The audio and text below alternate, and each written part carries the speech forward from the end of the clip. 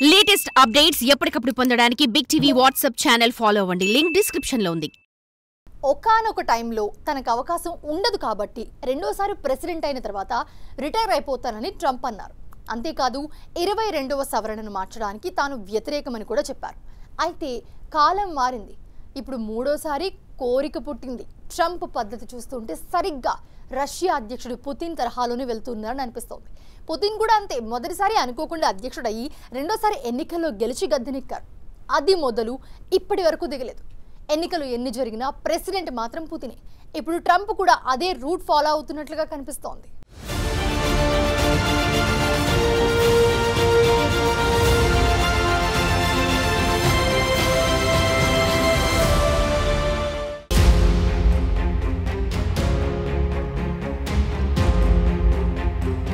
Donald Trump ఆలోచన తీరు చూస్తుంటే ప్రపంచంలో అగ్రదేశాలుగా ఉన్న అమెరికా, రష్యా, చైనాలు మూడింటిని ఏకం చేసే దిశగా అడుగులేస్తారేమో అనిపిస్తోంది. పద్ధతులు, విధి విధానాల్లో కాకపోయినప్పటికీ రాజకీయ అధికారాన్ని కొనసాగించడంలో ఈ మూడు దేశాలు కూడా బలక్కున్నాయా అనిపిస్తోంది.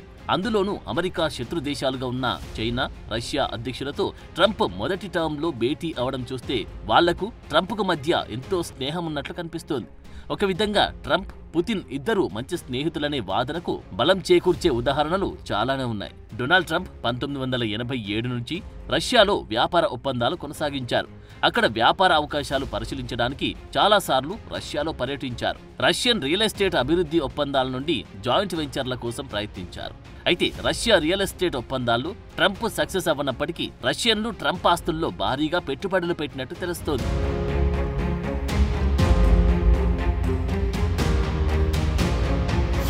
అయితే మాస్కోలో ట్రంప్ భవనాన్ని నిర్మించే ప్రయత్నాలు జూన్ 2016 నుంచి కొనసాగించినట్లు కొన్ని నివేదికలు చెబుతున్నాయి. అదే సమయంలో ట్రంప్ అధ్యక్ష ఎన్నికలకు రిపబ్లికన్ నామినేషన్ను పొందారు. జనవరి 2017లో ట్రంప్ రష్యా డోసియర్ అని పిలిచే సంచలన నివేదిక బయటకొచ్చింది. ఇది ట్రంప్ సలహాదారులు రష్యా మధ్య సంబంధాలపై ఆరోపణలు చేసింది. అయితే ఆ ఏడాది ఫిబ్రవరిలో జరిగిన మీడియా సమావేశంలో ట్రంప్ స్పందిస్తూ రష్యాతో తనకు ఎలాంటి ఆర్థిక సంబంధాలు లేవని చెప్పారు. ట్రంప్కు రష్యాతో ఎటువంటి వ్యాపార సంబంధాలు లేవని వైట్ హౌస్ కూడా తెలిపింది. గత 10 సంవత్సరాలుగా ట్రంప్ రష్యా నుండి ఎలాంటి ఆదాయం పొందలేదని ట్రంప్ న్యాయవాదులు కూడా పేర్కొన్నారు. అయితే ట్రంప్ పాలనలో ఉన్నంత కాలం ఈ అంశంపై చర్చలు, వాదోపవాదాలు జరుగుతూనే ఉన్నాయి.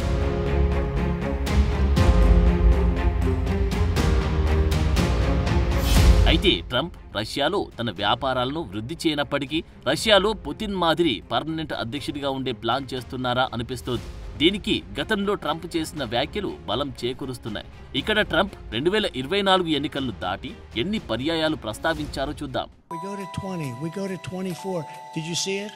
Then it says 28, 32, 36, 40, 44.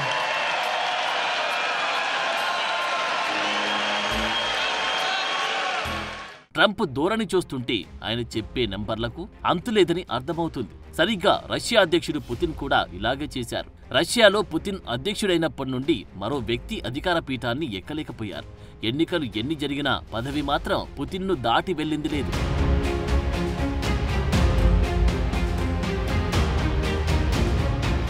మాజీ ఇంటెలిజెన్స్ అధికారిగా పనిచేసిన పుతిన్ ప్రస్తుతం 4వ అధ్యక్షుడిగా పనిచేస్తున్నారు. గతంలో రష్యాకు 2వ అధ్యక్షుడిగా 2000 సంవత్సరం నుండి 2008 వరకు పనిచేశారు. దీనికి ముందు 1999 నుండి 2000 వరకు పుతిన్ రష్యా ప్రధానమంత్రిగా కూడా పనిచేశారు. మళ్లీ 2008 నుండి 2012 వరకు మరోసారి గద్దెనెక్కారు. రష్యాలో అత్యంత ఎక్కువ కాలం పదవిలో ఉన్న సోవియట్ నాయకుల్లో జోసెఫ్ స్టాలిన్ తర్వాత పుతినే. 1996లో రాజకీయ పదవి చేపట్టిన పుతిన్ 1999లో ప్రధానమంత్రిగా ఎంపికవడానికి ముందు రష్యా భద్రతా మండలి కార్యదర్శిగా పనిచేశారు. నాటి ప్రెసిడెంట్ బోరిస్ ఎల్స్టిన్ రాజీనామా తర్వాత పుతిన్ తాత్కాలిక అధ్యక్షుడయ్యారు. 4 నెలల కంటే తక్కువ వ్యవధి ఉన్న ఆ అధ్యక్ష పదవి తర్వాత 2004లో తిరిగి ఎన్నికయ్యారు. రష్యాలో 2 సార్లు వరుసగా అధ్యక్ష పదవి చేపడితే తర్వాత అధ్యక్షుడిగా నిలబడలేదు.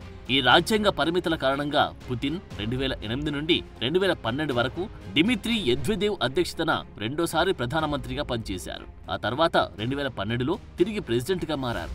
ఈ ఎన్నికల్లో భారీగా మోసం జరిగిందని ఆరోపణలు వచ్చాయి. అయినప్పటికీ 2018లో పుతిన్ తిరిగి అధ్యక్షుడిగా ఎన్నికయ్యారు.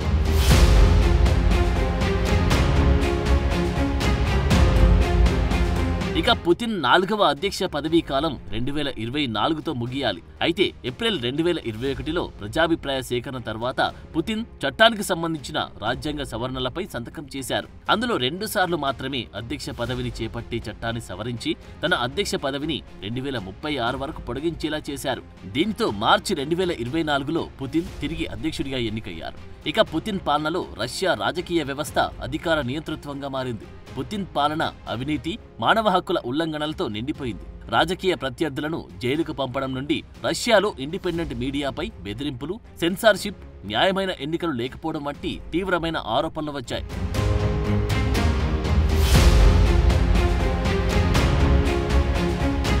ఇక చైనా పరిస్థితి కూడా అంతే.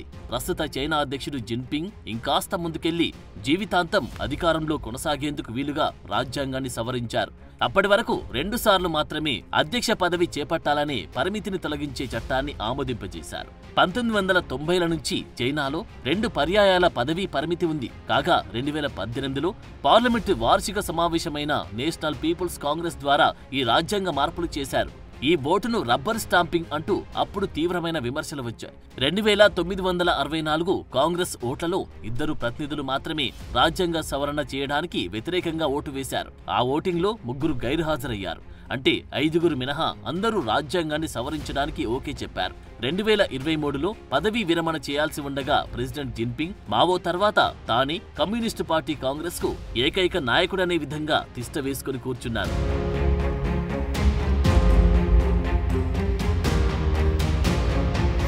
అమెరికాలో ట్రంప్ వ్యవహారం కూడా సరిగ్గా ఇలాగే కనిపిస్తోంది. పుతిన్లా 4 పర్యాయాలే కాదు, జిన్పింగ్లా జీవితకాలం ప్రెసిడెంట్ సీటు దిగకుండా ఉండడానికి ప్లాన్ చేస్తున్నట్లు ఉంది. అయితే ఇది అమెరికా లాంటి ప్రజాస్వామ్య వ్యవస్థలో సాధ్యం కావడం అత్యంత కష్టమైన పని అనాలి. కానీ ట్రంప్ను తక్కువ అంచనా వేయలేని పరిస్థితి. ఇప్పటికే రష్యా అధ్యక్షుడు పుతిన్లా అమెరికాలో అత్యంత కీలకమైన శాఖల్లో తన వాళ్లను నియమించుకుంటున్నారు. పుతిన్ స్టైల్లో వాళ్లకు పూర్తి అధికారాలు ఇచ్చినట్లే వ్యవహరిస్తూ మొత్తం నిర్ణయాధికారాన్ని తనను దాటి వెళ్లకుండా ప్లాన్ చేస్తున్నారు. దీనితో ట్రంప్ రాజ్యాంగ సవరణకు రెడీ అయ్యే అవకాశం లేకపోలేదు. అయితే చివరకు అది ఫలిస్తుందా లేదా అన్నది చూడాలి మరి.